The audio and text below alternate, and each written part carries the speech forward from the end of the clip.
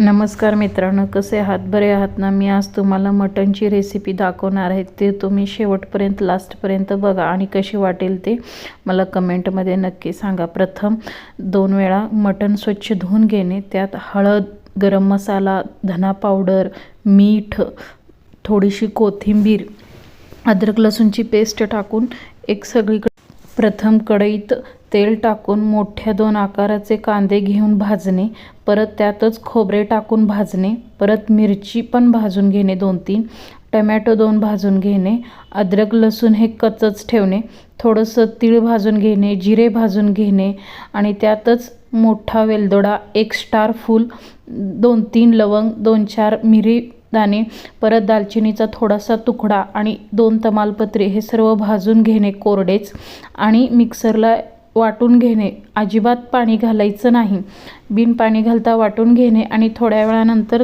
परत आणि पाणी घालून एकदम बारीक पेस्ट तयार करून घेणे. आता आपला इकडे कांदा गुलाबी रंगापर्यंत भाजला गेला आहे.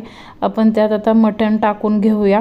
मटणला लगेचच पाणी घालायचं नाही, तेलावर चांगलं भाजू द्यायचं, त्याचा रंग बदलेपर्यंत. पाण्याचा अजिबात शितोडा वगैरे पण द्यायचा नाही, भाजून घ्यायचं आणि त्याच्यावर परत ताट ठेवायचं.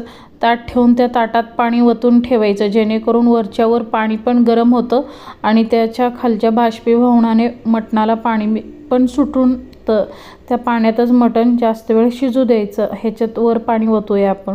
आता वरचं पाणी गरम झालं की परत त्या आपल्याला जेवढा रस्सा पाहिजे आहे तेवढं त्यात गरम गरम पाणी वतत राहायचं आणि उकळी फुटू द्यायचं चांगलं. मटण शिजून झाल्यानंतर त्यातलं आपल्याला जेवढं अळणी रस्सा पाहिजे आहे तेवढा सेपरेट बाजूला काढून घ्यायचा आणि पाहिजे असेल तर पाणी वाढवायचं किंवा तेवढंच ठेवायचं. आता आपण रश्श्यात टाकायची ग्रेव्ही तयार करूया. कढईत तेल घालायचं, त्यात वाटलेला मसाला चांगला तेल सुटेपर्यंत भाजून घ्यायचा आणि त्याच्यात तुम्हाला सांगते मी कसुरी मेथी, चटणी, मीठ, लाल मिरची पावडर, मटन मसाला, धना पावडर, हळद हे सर्व साहित्य त्या मसाल्यात परत टाकून घ्यायचं आणि त्यालाही तेल सुटेपर्यंत चांगले भाजून घ्यायचं. तेल सुटल्याच्या नंतरनं तो भाजलेला मसाला कढईतला सर्व आपण पातेल्यातल्या अळणी रस्स्यात घालून घ्यायचा आणि चांगली त्याला मसाला टाकल्यानंतर त्या रश्श्याला चांगली उकळी फुटू द्यायची, चटणी शिजू द्यायची, म्हणजे चांगला तरी येते, त्याच्यावर कट येतो चांगला आणि कोथिंबीर वरून टाकून खायला घ्यायचं. पण कोथिंबीर हे पूर्ण गॅस बंद केल्यावर टाकायचं, म्हणजे छान लागते आणि कलरही तसाच राहतो. आता सुक्याची रेसिपी सांगते. प्रथम कढई घेणे, त्यात जिरं, तमालपत्री, कांदा टाकून गुलाबी रंगापर्यंत चांगलं भाजून घेले. गुलाबी रंगापर्यंत भाजल्याच्या नंतर त्याच्यात आपण वाटलेला मसाला टाकणे. मसाला टाकल्यानंतर ग्रेव्ही चांगली भाजून घेणे. परत त्यात मीठ, मिरची पावडर, धना पावडर, जिरा पावडर, हळद, घरगुती चटणी आणि मटन मसाला हे टाकून घेणे त्यात परत आणि तो चांगला फ्राय करून भाजून घेणे.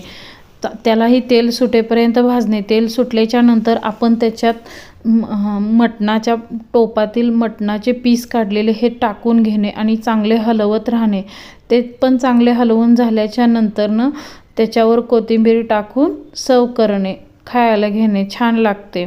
जर तुम्हाला वाटत असेल खूप कोरडं आहे तर आमटीच्यातली 2-3 पळी रस्सा सुक्यात घालून हलवून घेणे. सुकं तयार झालं, अळणी तयार झालं, आमटी तयार झाली. कसा वाटला माझा व्हिडिओ नक्की सांगा आणि माझ्या यूट्यूब चॅनेलला सबस्क्राईब करा.